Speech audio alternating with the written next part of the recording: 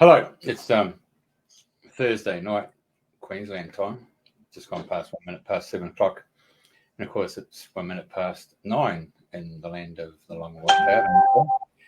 10 o'clock in the morning over there in the UK to our supporters and friends over there. And tonight, my co-host, Julia Baby, you just see on the top left-hand corner, has introduced Carolynn Milne. We had Carolynn on about 2.5 months ago, and it was such an outstanding success that we've got her to come back on tonight to talk about souls. And because of Carolynn's love and her connection with angels and archangels, and I hand it back to you, Julia. You're onto it. Yeah, welcome everyone. Welcome Carolynn, and welcome dear listeners. Good to have you join us on the show again. And yes, angels and archangels, I certainly can't get enough of them. So whenever I get the chance to invite someone like Carolynn or listen to someone who I know channels them very clearly and selflessly, so without mixing her own stories into it, then just always all ears. So welcome on the show, Carolynn. Thank you very much, Julia. And Jeff, it's a pleasure to be here again. And we've got Archangel Raphael with us tonight. So it should be a really good show.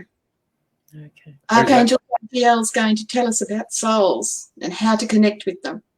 Well, who's Raphael? He's an angel that I haven't heard a great deal about, but he's been coming through to me for a few years, and his role at this time is to introduce humanity through their soul to the divine, so that they have that divine connection again through their soul, which everybody can have, everybody's entitled to, but we seem to have shut that down. With modern day living and whatnot, it seems to have gone completely. So now everybody can reconnect to their soul. And I don't need to tell you, Per, how to do this. You're obviously well acquainted with your own souls, but a lot of people aren't. A lot of people have no idea, and no idea that they do have this spark of divinity that is their right, that connects them directly to the divine. And they can talk to their angels, to God Almighty, to whoever it is that they worship or revere or need at that time. Mm. Yeah, I agree with you about knowing that the message that we all have that spark of divinity within ourselves, and that we don't need anybody else to put it in there or connect it for us, that it's a part of us. That is actually a huge paradigm shift. In many religious traditions, that's not actually a given, is it? Yes, but there are a lot of religions where it is a given. A lot of the Eastern philosophies and different types of shamanism do have it as a given. But it's our Western society in particular has shut it down. And I'm not sure that it's so much a fault of religion or the interpretation of religion. I'm not sure how that came about, but it is definitely detrimental to people not to realise that they have this big soul connection, because that's a big soul connection. When you are connected and you're relating to the divine on a daily basis, you are so much more fulfilled. You are never alone. All these people who are saying how lonely they are and that they've got nothing to do and no connections, and I relish those times, because they're the times when I can get stuck right into having big discussions with the angels and the ascended masters. I love being isolated because that's when I can do the deep work. And this is what people should be doing now. If they're in isolation, they've got no friends, no contacts, they're feeling lonely, why not talk to your greatest friends of all, your dearly beloved, your guardian angels, who are there for you every minute of every day? A very profound thing they told me, the guardian angels, was if you're an axe murderer on death row and not even your mother will speak to you anymore, your guardian angels are still there with you. That's how much they love you. It's quite incredible, isn't it? Sorry, Julie, I interrupted you. No, that's fine. That was good for us to hear. So I was just going to ask, because I often have these conversations with people. Number one is, how do you go about connecting, and number two is, how do you know you're not imagining it? Good questions. Very good questions. Faith is a big part of this, and you do have to have faith. But the more you do this, the more faith you will have, and you will know. You will know in your heart. So this is something that Raphael has just come through and told me about. This is the last lesson that he is giving me, is that there is a process that you can follow to reach your soul, to get that message, to meet that messenger. So first thing he says to do is to be very clear. There's no point trying to do it if you've been out all night in a den of iniquity.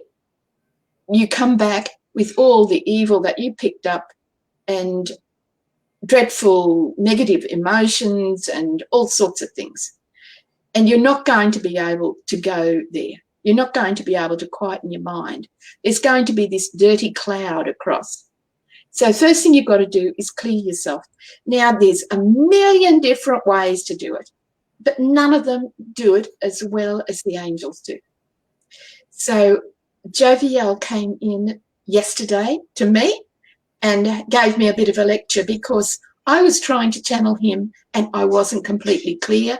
So the message wasn't completely clear and I wasn't getting it entirely right. So he said, you must clear yourself before you start. So he took me then and took me up to the angelic realms and dropped me in this beautiful angelic blue pool. And this water in this pool just washes everything away to the deepest levels, right down to your cellular memory, just absolutely everything. And then you can come back completely clear, and then you can do your work. He said, call upon me if you need clearing. Call upon me to do this clearing for you. And he does do it very, very well. Of course, Archangel Michael will also do it, any of the archangels or guardian angels. Lots of ascended masters will give you a very good clearing if you ask for it. So then we've done that part of it. We're nice and clear and focused. But then you've also got to put aside some time. You've got to not try and do it while the kids are playing around you or while the television's blurring in the background. You've got to be very, very quiet and have a space where you can shut out the world. This is important for your focus. So try to have a space, try to be focused. And then, of course, you do have to actually shut out the world. And that's very hard because there's so much going on around us. It is such a busy world just now. Someone's busy in the background. Yeah, it sounds like somebody's washing up the dishes. I'll just fix that background noise. I won't be sick. So, Jeff, it sounds like there's a brewing pool, and we just ask the archangels to help us drop us into that pool and clear it. Free phone call. Yeah.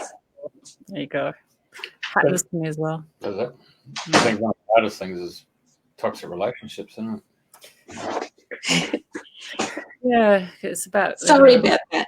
No worries. But just talking about, being able to find that space, clear space. And I always remember being very amused about when the G20 was on, and I think President Putin and Obama were coming out to Brisbane, and they're all speculating about whether he really brings that cone of silence with him.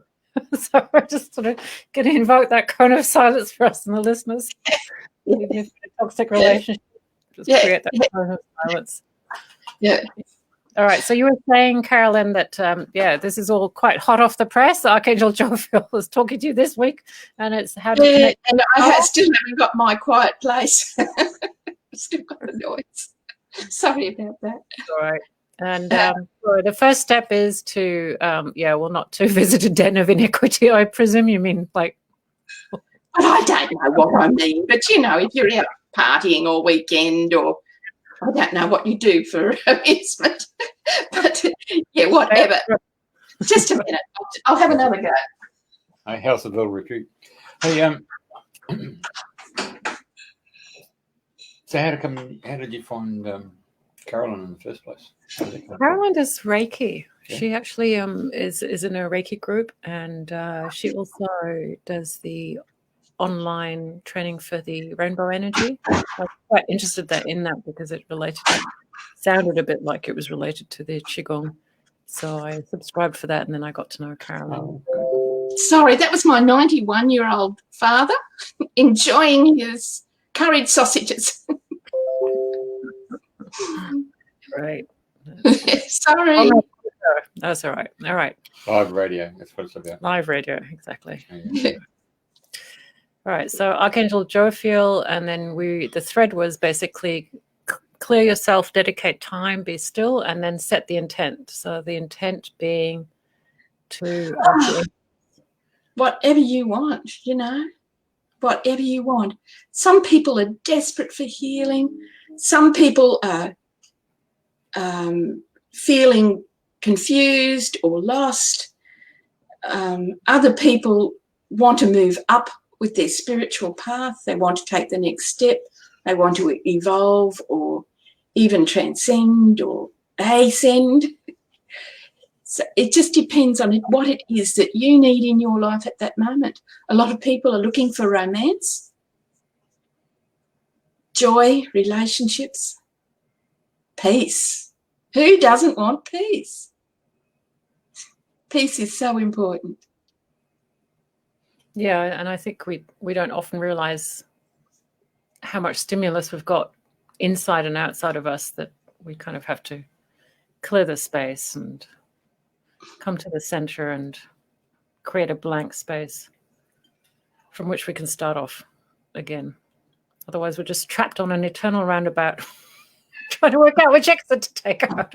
And the merry-go-round. So, yeah, then you can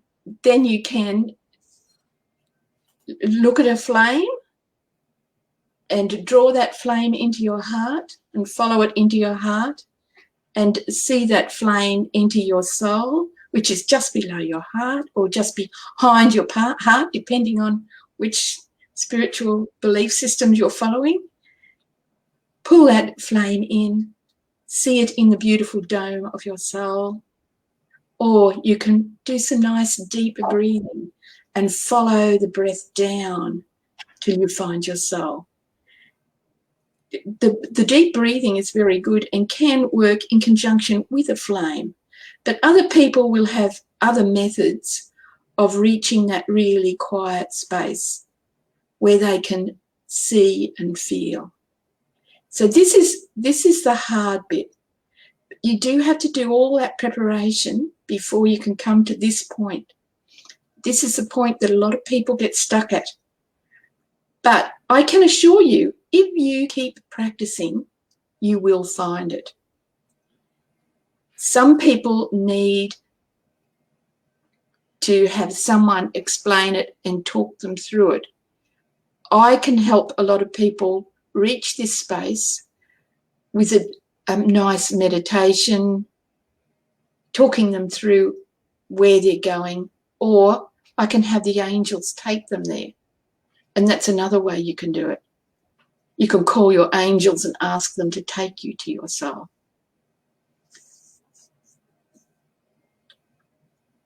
The angels are always there for you. And this is what Raphael has said. If you need to find your soul, if you want to find your soul, just call upon me and I will take you there. It is that easy. So don't be frustrated. Don't think that you're not good enough. Don't think that you can't do it. I'm a very ignorant, young, old country girl with little education and absolutely no spiritual background. Religious, yes, I was an Anglican, but no spiritual background. I've had no teacher. So when I first started on my spiritual path, I used to pray for a teacher, for a master to show me the way. And the Divine Father came in and said, you will have no other teacher but me. So I've had to struggle on my own. So a lot of the things that you will know from your esoterical teachings, I don't know. Now, if I can reach this point where I can channel the angels, there is no reason why anybody else in the world can't do it. You don't need a master to be able to do it. It does help, I'm sure. You don't need a religion. You don't need a particular diet. You don't need to abstain from anything. You just have to be a good person and try hard. Be patient. Anybody can do it.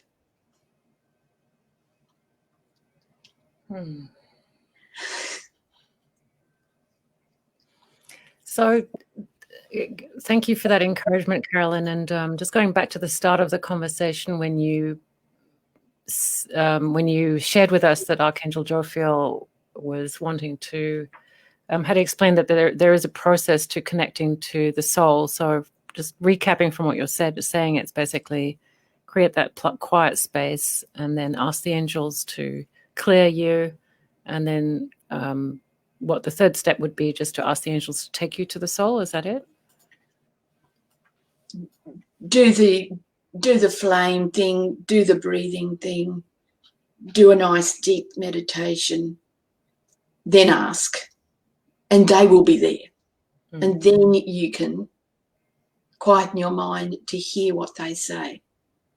And try not to be too judgmental. You're not going to see some great vision straight away in front of you. Well, you might, I hope you do, but it's unlikely that you're going to get a really big, clear vision straight away.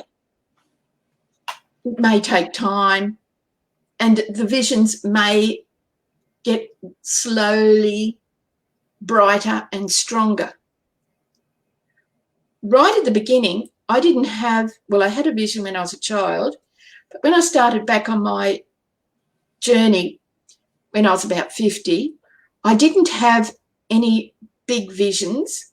I didn't have any big sights. I did do lovely meditations and see lovely things. But when I first realised that I was channeling, I was sitting by the fire one day with some friends having a cup of tea and looking into the flames and talking to them, and suddenly my voice changed and I realised that I was channeling. And I channeled Maitreya a lot, and I channeled Jesus and various angels. Jesus and Mary Magdalene were one of the first, and Archangel Michael. But then Maitreya came in a lot. And I've only just in the last year or so realised that Azrael is also always with me. I knew there was an angel with me always, and I knew it was a big golden angel, but now I know that it's Azrael. So it comes in different ways, and how it comes to you depends a lot on past lifetimes, on your soul's evolvement throughout the ages. This is why some people come into the world and they realise at like 8 years old that they're an ascended master. This is because they have done all that work in previous lifetimes. They have come into this lifetime just to be the ascended master and the teacher.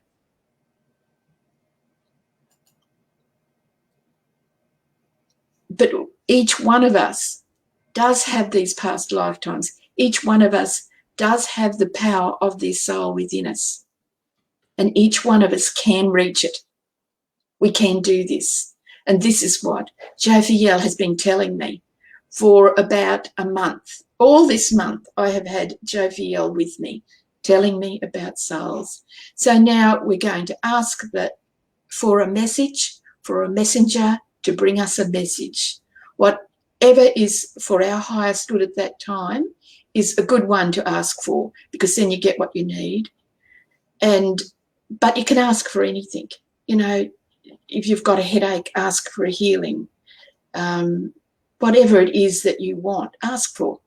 You won't get it unless you ask for it. You've got to ask. It's the same as anything else in life. Yeah. And I guess it's actually quite funny listening to you about sitting next to the fire, chatting with your friends, and next thing you're channeling without knowing it. And I think that's the really quite mind-boggling part of it, is that, you know, we can just be going around our merry life and just like they can just pop in like that if we open the door, if we just step aside and allow them in. But they're always kind of on tap, always available, always interacting. Mm-hmm. They always seem to know what's going on with us. Which, that was quite frightening, actually, Julia. That was quite scary. Yeah. I wasn't expecting it. I didn't know what it was. Had no teaching or understanding of these things. It took me several days to work out what was going on. Yeah. I didn't even know about channeling. Mm. I have to admit, I think one time that really made an impression on me, and I've had friends like you who, you know, just having a cup of tea and then suddenly they'll just drop in these pearls of wisdom, and it's just the truth of it is just so, you can't deny it. You just know in your heart that that is the truth and there's no contesting it. But I know what you said about the clearing. I was really interested once. I was, I think it was a group meditation or one-on-one, and the person I was working with brought Mother Mary in, and she asked Mother Mary to clear entities around me. And I was going, huh, entities? What? I didn't know what they were at that time. And I was sort of scanning and I couldn't feel anything, but she just said behind. And, you know, and as I watched with my sort of inner eye, you know, it was really quite amazing, extraordinary what was that these parasites or entities had actually been attached to me without me ever being aware of them. I think most people do have, from time to time, some people have a lot of attachments all the time. When I've been doing spiritual affairs and things, they come in to me people come to me especially for that. And often they're aware and it is worrying them and they don't know what to do with it. That's, it can be a worry, but yes, she asked Mother Mary, and Mother Mary is very good. She is the chief angel. The boss. She is the boss lady up there. And it's interesting that it is a boss lady. Yes, and yeah, Archangel Michael is there by her side, of course, and a lot of other beautiful archangels. I don't think we know the archangels enough and the angels as well as we should. I think because we've been so cut off for so long, we don't have that inner sight, that inner knowledge of the angels. It's sort of been lost to us. The ancient people used to talk about angels a lot, and they seem to know them and recognise them much more than we do today. And I think that's also, you know, that's why I'm interested. I'm going to ask you when Archangel Jophiel connects with you, sort of like, how do you know that it's Jophiel, and how is Jophiel different from the others? Like, and that's why a lot of people are interested in you know, listening to you or finding out more, is so that they can compare. So when they're getting their own impressions, they kind of know they're on the right track. Jophiel's got white blonde hair, very light being, like he's shining white, light blonde hair, very light blue eyes, like sky blue eyes.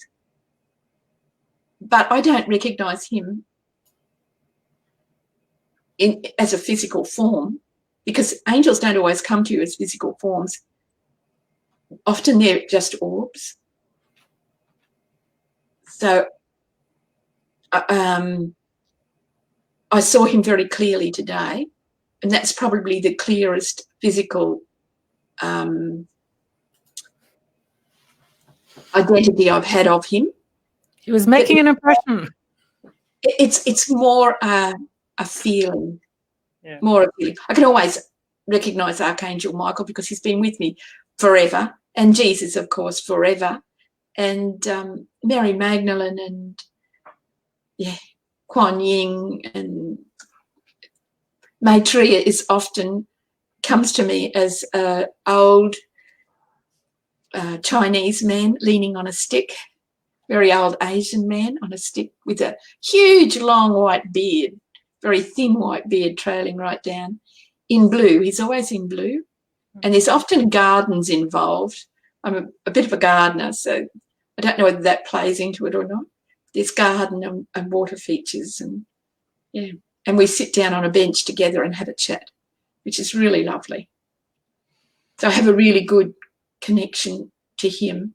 But for many years, I've known that this big golden angel, Azrael, was with me. I've only ever seen Azrael up until quite recently as a golden orb. And she's actually in my aura photographs as a golden orb.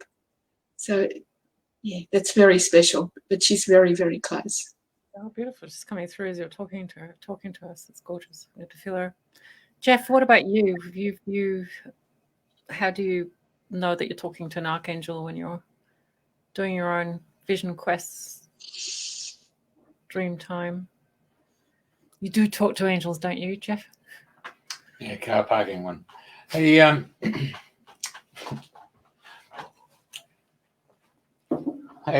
I need some help. Who do I call for relationships? Carolyn, that's addressed to you, not to me. I'm just trying to work out who's with him, who we can ask. There you go. Your field's being scanned. Yeah. Hey, yeah, no, because Don't distract her. Hey? Don't distract her. She's scanning. no. There's a lovely lady with you who will help you with that. One of the ascended masters. That'd be my mum. One of the ascended masters. No, it's an ascended master. Oh, Your true. mum might be an ascended master. Hey? Your mum might be an ascended master. Yeah, I wouldn't put it past them. Hey, Ask them for help. Ask the ascended masters for help. hey, so last year I asked for a divine feminine to come in, Yeah. Kuan Yin, love. Yeah. What's going to happen Kuan there? Yin is with you. Hey? Kuan Yin is with Kuan you. Yin is with you and will help you with your relationships. Am I saying it wrong? Yeah, no, you're onto it. Okay, so who does she pacify, me or the female? Pacify. Sounds like you both need pacifying. I don't think Carolyn needs to answer that, but I will let you if you want. Oh, I thought I'm doing all Are right. you both like got your fur up the wrong way around? I get the hanging rate thrown in, and I'm thinking, oh my God. Because I have to stay in the moment. I have to stay present, and then I feel like I'm an island, from Moana, the movie, and all of a sudden the waves keep coming down, and the island breaks down, and all you got is this atoll with this calmness in the center of the atoll, But you're not alone, Jeff. He said atoll, ATOLL. He didn't say anything else. I think Wherever it is, divine not message. alone. Hey, well, the divine message getting worn down. Oh my God. Well, as long as you don't start being a rock, we'll be okay. A rock. There you go. We will rock you. Oh, that's my favorite song. Hey, but no, all jokes aside, because I just have to have the comical side of life to sort of break the. Sometimes it can be a bit overwhelming. So, what could Kuan Yin? Oh, sorry, Kuan Yin. What would she be able to bring to myself? How would that help me as a masculine, divine, masculine, whatever you want to call us? How do we temper ourselves to be able to absorb that female presence coming in relationships I'm talking about? Yeah. She will come in to give you what it is that you are lacking, to help you with whatever you are lacking. Okay. So if you're too masculine and aggressive, she'll bring in the feminine to soften you. Right. I suspect that she's going to soften out some of those old masculine edges of you, Jeff. Thank you, Carolyn. And what about who comes in for the female side of things then? Who does that? Well, I can't read her. She's not here, and I don't know her. Oh, okay. Yeah, we've got to ask for permission, isn't it? Otherwise, trespassing, isn't it? That's right, yeah. Okay. But Kuan Yin, I'm sure, would help you both. Okay. Well, yeah. Thank you very much for that. And you can ask her to anyway. You can ask for whoever you want to help you with your relationship. Cool. You usually have. See, you talked about some of the masculine entities around you, but you didn't mention any feminine entities around you. You usually have both. You usually have one or two of both. You don't usually have just all male entities or just all female entities helping you behind the scenes. I'm talking about angels and ascended masters, etc. You usually have a bit of a balance to keep you balanced. Often the stronger of the entities that is with you will be the entity that you need most. So I've had a lot of Maitreya, Metatron, Jesus. I've had a lot of male entities with me. That's to counter my femininity. But I also have the female entities with me also, the more feminine, Gabriel. And, well, angels are neither one or the other. But you generally feel or see them as male or female. And this is depending on, I believe, what you need in your life. Okay, so obviously I'm just surrendering with ease and grace here to take on this conversation. So in our society, and both in the business world and the political world,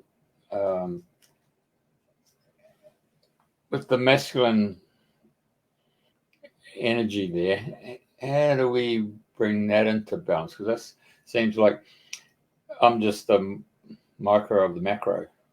Does that make sense? Yeah. Yeah. The divine feminine is coming, and this will be the age of the mother. All that old masculine nastiness, I was going to say hard ass, but I don't know if that's appropriate, but all that hard old masculine energy, the wars, all that greed, the harder masculine part of life will be gone, and we will be ruled by women. And I mean not just the Divine Mother coming and helping us, I mean women will be more in power. There will be a lot more women in power through this feminine age. Men will still be there and they'll still be prominent. But now men are overpowering women in every aspect of life. In the future, the pendulum will swing the other way, and it will be mothers in power, but then it'll come back to an equilibrium where there is equal power. So we're going to go through from an age of men to an age of women, and then to an age of equality. That's what I've been told. Yeah, we're watching our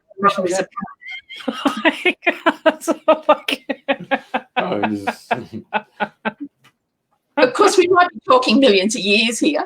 No, you realise what you're saying. I don't think it'll happen next week. No, I mean, look, I think, to sort of bring in an aspect is obviously a lot of, we talk about the masculine, but, we have things like strength and warrior, and then emotional intelligence. And, since the 80s, we've already had people in what we would consider sort of male institutions starting to learn to communicate and use emotional intelligence, do things like active listening. The UK ministers, MPs have been here and have been promoting mindfulness.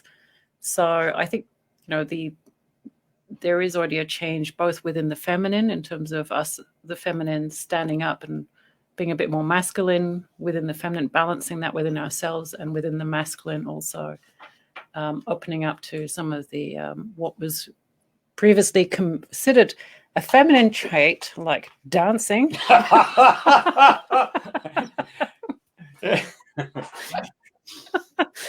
And trying it out and embracing it. And, you know, we had ballet dancer Tim Turquoise on the show, and, you know, he's just gorgeous because he actually is perfectly balanced. And, you know, it's just a different energy when somebody is perfectly balanced between masculine and feminine, between rational and knowing, intuition and feeling, and, you know, doing. So I think it's something we can welcome and not be scared of. How's that, Jeff? You feeling better now? I think you better tell the audience that my wife got invited to go dancing, and so I thought, oh yeah, I'll have a go at that. And so I thoroughly enjoy it. I'll tell you what, it's if anybody's done NLP or brain gym educational kinesiology, I mean, the male's got to lead. He's got to step up. You know, it's quite an interesting, subtle struggle here, but dynamics between the female who's controlling the household budget and all the other things, and all of a sudden she's got to let go and let the male lead. But at the same time, you know, the male's got to start interacting between left brain, right brain, front, back. And I find that quite exhilarating to come away from 7:10 to 7:45 is a 20-minute break, but I find it really very thoroughly enjoyable, you know. Pretty brilliant. And one of my favorite hymns at school was "I'm the Lord of the Dance," said he. Oh, is that right? Like, Yeah. I remember that. It was beautiful. I know, it's so uncharacteristic of the other ones, like onwards, onwards, you know, misery. And it's just like, dance, wherever you may be. And I go, yes. I got to tell you, if any males are listening, I'm going to tell you now, get your shoes on, just really nice, and groom yourself well and go on down. And I think you'd be pleasantly surprised. I mean, there's no need to go to these down about inequities. What was that place you were talking about in Archangel was, you know? The pubs, the clubs, the brothels, or whatever. Just go down to learn how to dance. I mean, you got to hold a lady. You know, you got to be graceful. You've got to start working with the energy of that female as it merges with you, and then you got to. It's quite earth-shattering for a fellow of my age who just did dancing at school, and that's been a long time before I've had a go. Bloody fantastic, yeah. I don't think we talked about archangels and talked about dancing, but I suppose it's all part and parcel of going live on a radio station, isn't it? I found when I'm having a great time dancing or swimming or gardening, and I'm just in a really relaxed, happy place, I will feel the divine come into me. And it's just such a beautiful feeling. Did you feel that when you were dancing, Jeff? Did you feel that lovely energy coming through? Last night was the pinnacle, because the male teacher, he's got his former girlfriend that's his dance partner, but then he's got 3 other ex-dancing girlfriends in the group, yeah, and they get on really, really well. It's fantastic. They're all very skilled at different dances, and so there's 4 of them, and they come along, and it's like you're getting marked, but it's social dancing. It's not competitive. But last night, which is because I know I woke up in the morning and I could, that black and white imagery of dancing had come into play, and it was in my conscious awareness. So when we came dancing last night, the people come up normally and they say, they take over, and I say, oh, I got the thumbs up, yeah, really going well. And then at the very end, as we walked down, oh, Jeff, you went really, really well today. I said, yeah, I could feel it. It was really, really good. Yeah, so maybe I should invite archangels to come in and just help move that energy a bit more, isn't it? Does that make sense? That's a great idea. Yeah. I am sure. And fairies love to dance. The angels weren't there with you, Jeff. The fairies would have been. That's the word you wasn't looking for. But yeah, 5'12" fairy, I tell you what. I'm all my mates, I can't tell them about that.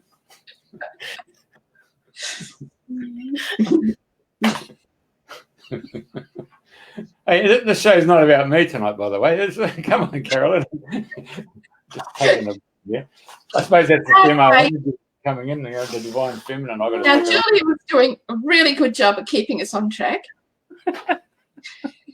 We started off finding the quiet place. We went within. We've reached our soul. We've talked to our angels. We've called them in, and we've asked them for a message. Now, when you get the message, you've got to have enough faith. Now, that's why I was telling you. That's why I was telling you about. You better go and have a drink of water. I was telling you about how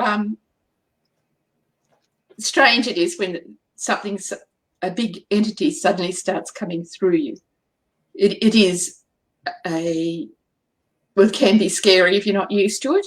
And I was scared the first time, or the first few times. But these scary, when you get over being scared and you can accept that this is divine, then you can accept what they're saying, that they are giving you what you need at that time. Now, it is important to do that clearing before you start and make sure that you have that good connection with the angels before you start, because you can be mistaken and invite in the wrong type of entities. Okay, it's very important to ask for only divine. Now, when you're stating your intention right up front, ask for only divine, and you will have only divine coming through you. A lot of people like to talk to their dearly departed, and this is nice in times of grief. But remember, just because they have passed over doesn't make them superior to what they were in life. They are superior, actually, because they've had all the nasty things removed from them. But they're no more evolved than they were when they passed over. Okay. So to say I am guided by my grandmother, which is a lovely lady, and I wouldn't mind that, but it's not the same as being guided by a ascended master or an angel. So I always ask for only divine. And if I'm working with people who are grieving, I will talk to their dearly departed, or I will talk to mine if I'm grieving, or if I wanted to get grandma's recipe or something. But for divine guidance, you must go to the divine. So only divine. And then you know you're sorted. You know you're getting it from the best source. It's coming through from the highest source, from the wisest source. So I noticed one of the disciples of Jesus asked, how do you pray? So he said, I seek the kingdom of heaven and ask and go down that path. How do you do it? Well, I suppose when you go up to the angelic realms, you have reached the kingdom of heaven, haven't you? Is that not the kingdom of heaven? I do go up and talk to the Divine Father himself. I do go up to the throne. Do you? And I still say the Lord's Prayer daily, at least daily, sometimes many times a day. Well, I'll tell you what, my if I find he's not listening, I'll go and talk to Mum. You get a different answer from Mum than Dad. Well, yeah, that's right. I mean, what's it say? If you come into me as a child, you have the keys of the kingdom of heaven. So, I come in as a child, be a bit cheeky, ask the questions. You got to come with innocence, isn't it? That's your intent, isn't it? Yes, I think an absence of greed or self-advancement or those sort of things just come just come in innocence, like you say, but not come in and ask for $1 million. You know, it's not what it's all about. Some people think it is, but I don't ever do that. Mm. I never ask. Very, very rarely do I ask for myself.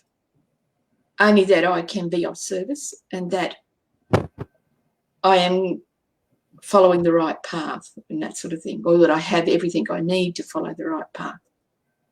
Yeah. And I think that's one of the reasons that, you know, in the past as kids or as teenagers, we might have tried to earnestly talk to angels and then not had a result and then sort of given up and said they don't exist.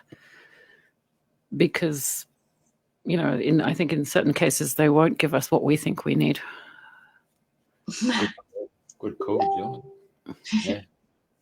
Just the same as parents won't buy a young teenager a racing car. You know, they care for you the same as your parents would care for you. So they're not going to give you something that will harm you or something that will prevent you from learning the lessons that you need for this lifetime. The other half, the mother, is Sophia, light of creation, the first aeon that was created. You were talking about going to the mother instead of the father. The father won't give you what you want. You go to mum. Mum is Sophia, light of creation. Yeah.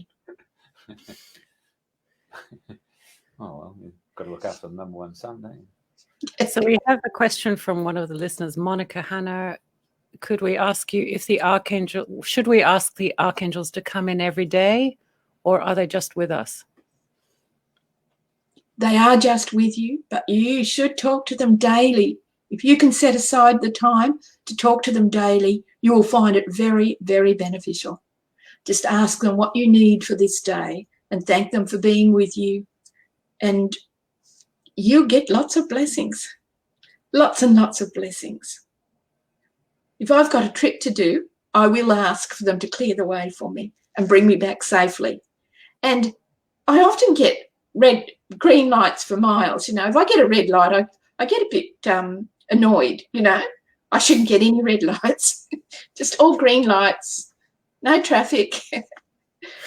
Well, I think it depends on what you like, Carolyn. You know, and the parking space is right outside the shop.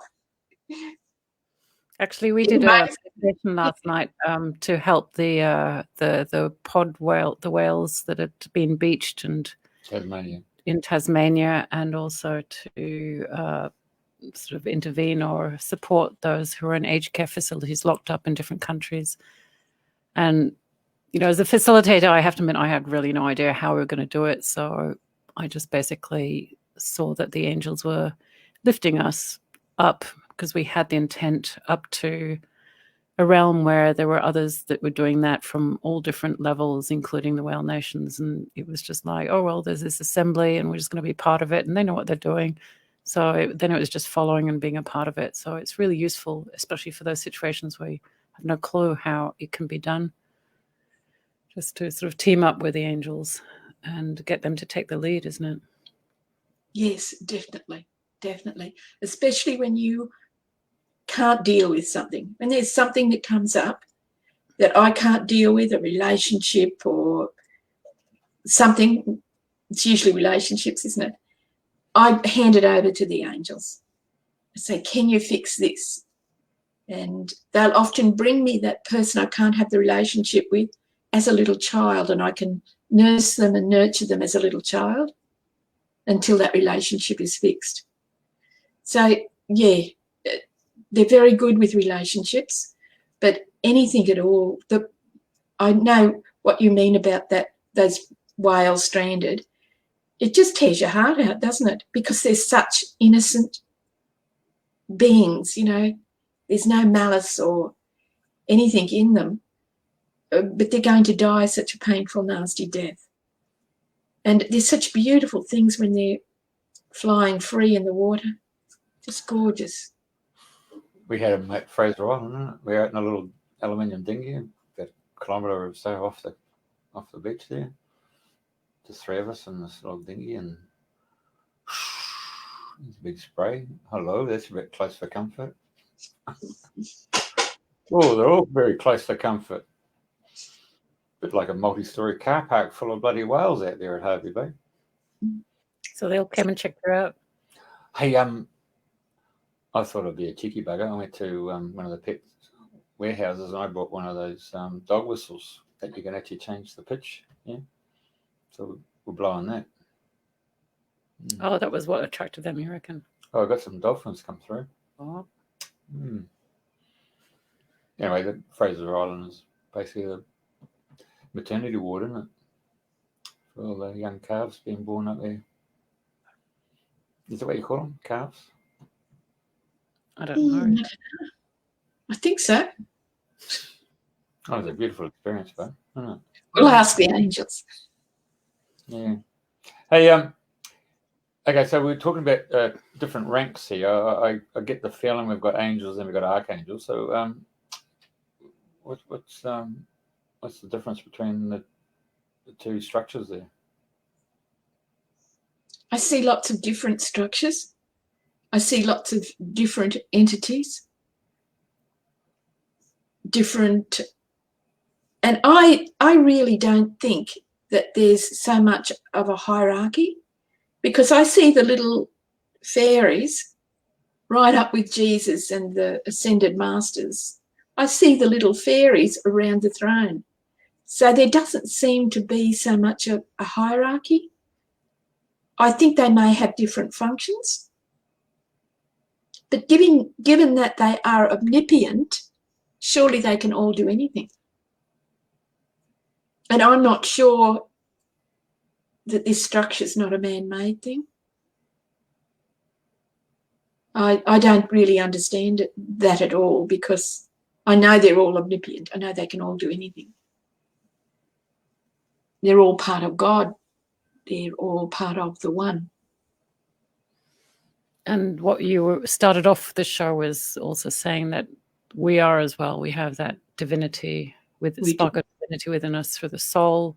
I tend to look at it more mathematically, like we're just a fraction of the One. And if you sort of keep on going up your common denominator tree, you'll finally end up back at the One. So, rather than reducing yourself exponentially, you can go the other way around and reconnect to the soul, reconnect to the divine source, and just sort of get closer and closer, more connected in. So what you're saying is that there's a single cell organisms that's decided to self-replicate to experience itself.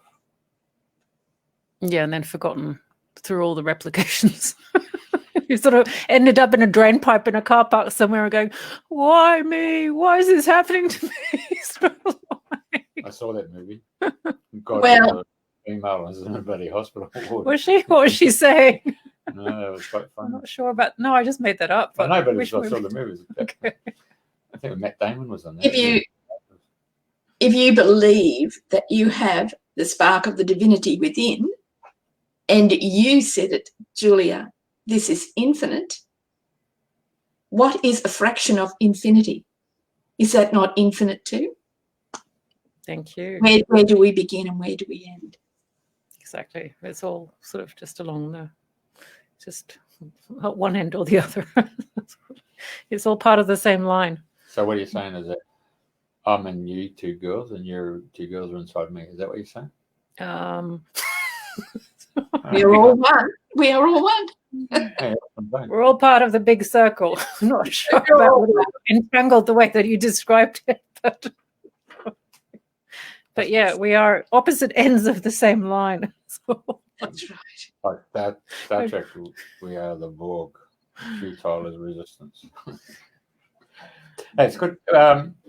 So we've had you on 2.5 months ago, and people I spoke to were just shell-shocked with what transpired with you when you were 9 years old, and you had the angel come and appear before you and talk to you, and then you came across to your Rockhampton religious school, and you explained to the nuns what had happened, and they basically put you into purgatory for a whole month, and it was your father who said, look, darling, I love you. I understand where you are, but you just got to keep quiet, otherwise they'll lock you up in a mental asylum. That played with so many people that I spoke to, that for you to meritoriously wait till you're in your 50s to go back and recover, if that's the right word, to take on board what happened to you when you were 9 years old. I think that's an amazing transformation. Temerity, can't put any other words into it. I mean, that's just, you think about from 9 years old to 50, you could have been doing something more profound in those lost years, isn't it? You know, so making up for it now. And I'm not sure. I can never understand why they gave it to such a small child. I was such a small, helpless child. You know, if I'd been a boy child, maybe I don't know. But children at that time were just chattels, weren't they? I guess they felt threatened. You know, when people react badly or like that with such force. Such cruelty. They were cruel. Cruelty and unthinkingness. It's because they feel threatened, isn't it? Yeah, or they see within you a part that they deny within themselves. Well, they just put you down as a highly imaginative kid. Yeah. But a highly imaginative kid shouldn't be locked up for 6 weeks and bashed.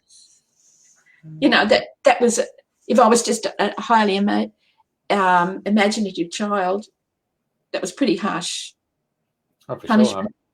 For those nuns, I mean, they're following a book that you could actually say it's highly an imaginary fairy tale story, isn't it, too? They weren't nuns. They were just teachers. Wow. There was no nuns there. It was an Anglican school. They didn't have Anglican nuns there. It was an Anglican girls' school. They don't have nuns. Well, they do have nuns, but they're not teaching nuns like the Catholics do.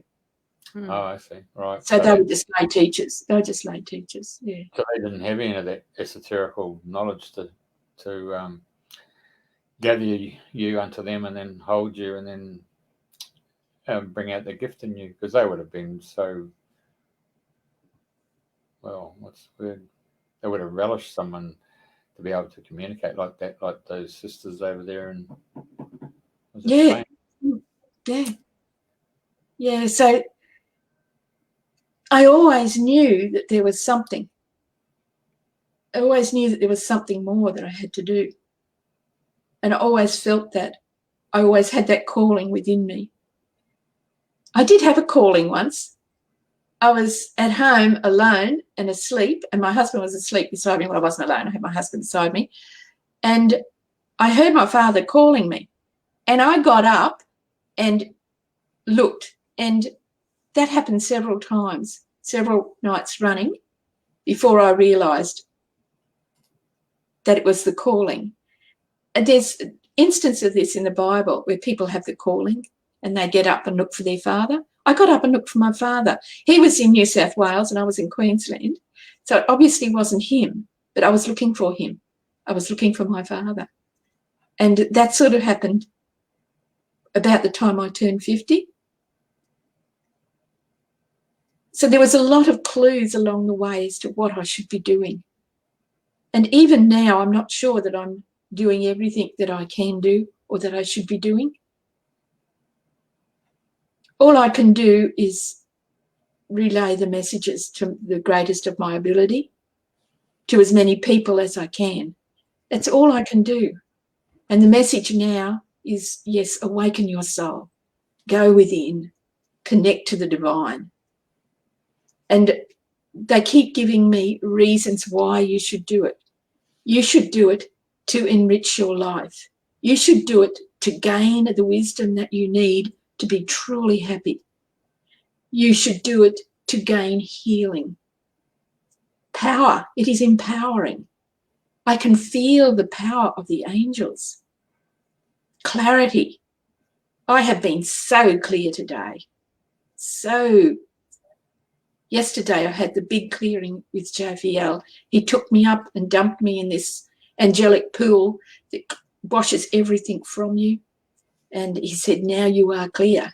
And I was so clear, and I have been so clear, and I slept so well. So it affects your health, your mental well-being. It just brings so much to your life. You just expand. You become a much greater person. I had no idea that I could write or that I could speak, and I was quite a shy person.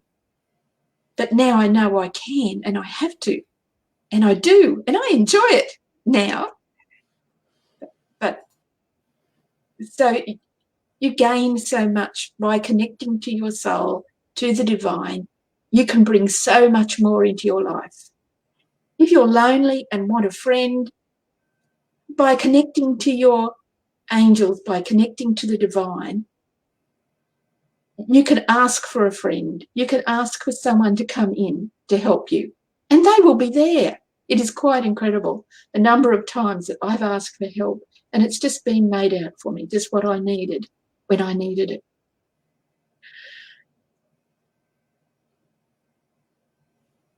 I know when I've introduced people to their souls and worked with them for a little while, they've gone on to do lovely things, do really beautiful things. People who were on drugs and in very bad relationships and about to leave home and homeless and in a really dreadful state. I remember one young lad coming in. He was homosexual. He had lots of piercings and tattoos in black leather, and he was just covered in demons. And he said, help me, please. And I can never turn anyone away.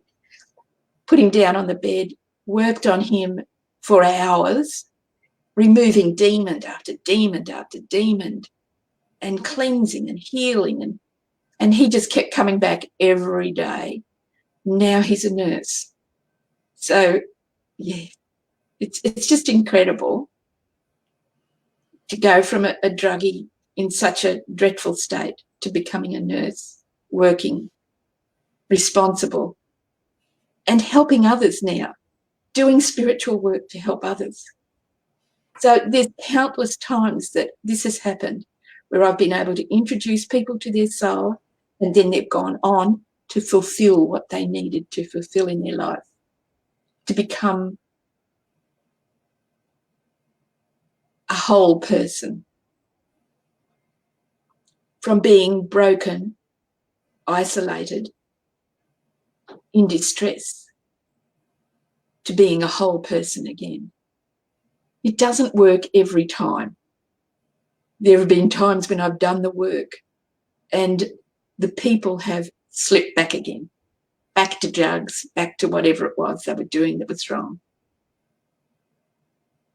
You just have to accept that the time was not right for them, that maybe in this lifetime they won't improve their soul. So if you do good works and you speak to your angels daily and you follow the advice and you help people and you are there for people, you expand your soul. You grow your soul. You have more soul particles. I'm not sure how to put it. But if you do evil things and hurt people, your soul contracts. You lose particles until there is very little soul left. So those people who are doing good works on earth today, who are being selfless and helping wherever they can, their souls are expanding and they are ascending. Now, I heard another lady talking about ascension, and she was talking about how the chakras moved as you started to ascend. I think she said they all came together in your throat. I've done some work on this, and I believe eventually, before you ascend, your 7 chakras form the 7 sides of your Merkaba, and that goes out through your soul star as you ascend. So your 7 are just around your heart somewhere that happens. It's a fascinating subject. If you can use a pendulum, you can ask where the position of your chakras are, or whoever you're working with, you can ask where they are at. And I've found that with a lot of people, especially those ones that I've been working with for many years, their chakras have moved. They are all coming into the centre. I saw one of my old students just recently, and he brought his beautiful new wife, and I was so excited to meet her. And she was on her spiritual path too. And their chakras were moving almost in unison. So it was really lovely to see.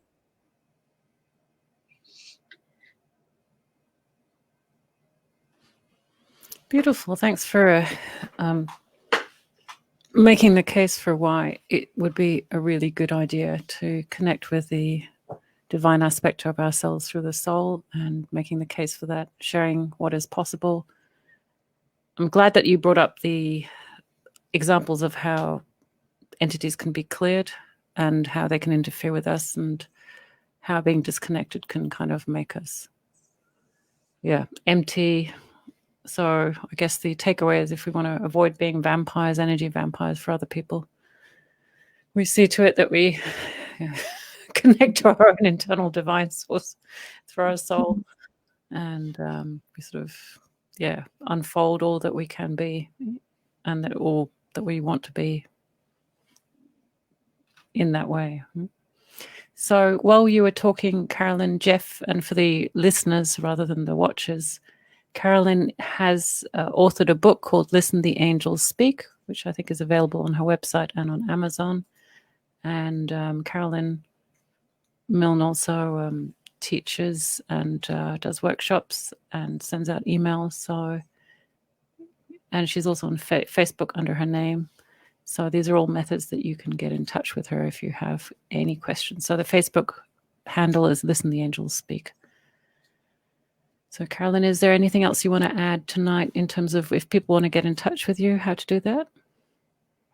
No, I think if they go to listentheangelspeak.com.au, they will find all the instructions on how to find me. It's quite simple. And don't hesitate. I'm here for everybody. Don't turn anybody down ever. Where are you? Where are you located? I'm at Woombai on the Sunshine Coast. Okay. Right. Yeah, and you can come and see me here. Yes, definitely. So for those people listening, because they've got people in New Zealand and overseas, so Woombai, nice little country community, just north of Brisbane, Sunshine Coast in Queensland. Just south of Nambour. Yeah, there's 6 k's south of Nambour. Yeah, by Chenrezig, aren't you? Chenrezig? At Udlo there? Udlo, yeah. Very good. Okay, so you mentioned a point I just wanted to ask you. Did you ever go and ask your archangels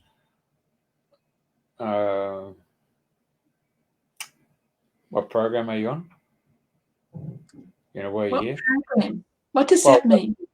Well, you know, you're talking about, you ask all these different angels for different help and assistance and that stuff, and you're not quite sure what you're supposed to be doing. Well, have you ever thought about putting your hand up and saying, excuse me, what's my job here? What am I supposed to be doing here? What do I come here to learn or teach, or what program am I on?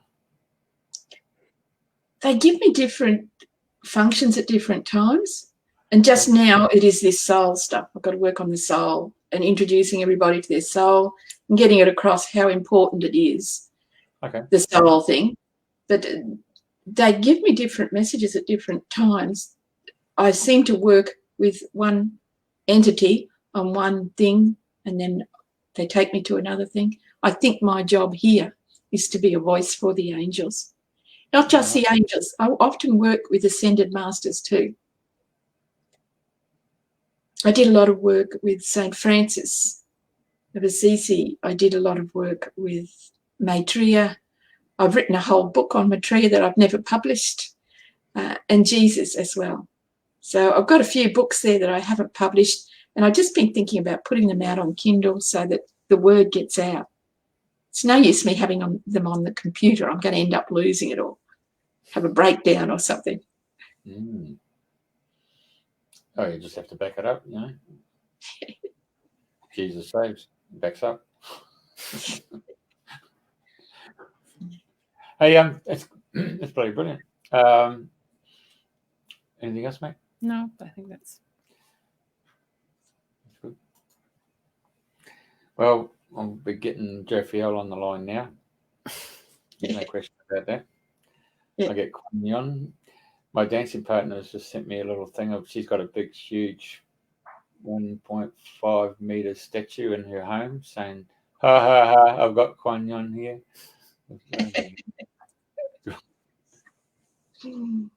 Yeah, it's funny when you meet with people and you are connected to them, you're often working with the same master. She's got the Kuan Yin in her house, probably because she's working with Kuan Yin too. So often people are connected in strange spiritual ways. What do you say about that then, Julia? I haven't met Jane, so I'm not saying anything. So anyway, dear listeners, thank you for joining us today, and Carolyn. And yes, I hope you've been encouraged to spend more time communicating with your angels and have a new mission in life to connect with your soul and embody that a little more. Carolyn, thank you very much for joining us tonight. Thank you very much. Thank you, Julia and Jeff. That was so much fun. I thought so too. I just love coming on here. It's like a game. It's like I don't know. Love it. There you Thank go. you very much. The males on the planet. Thank you very much. Great. Thanks a lot for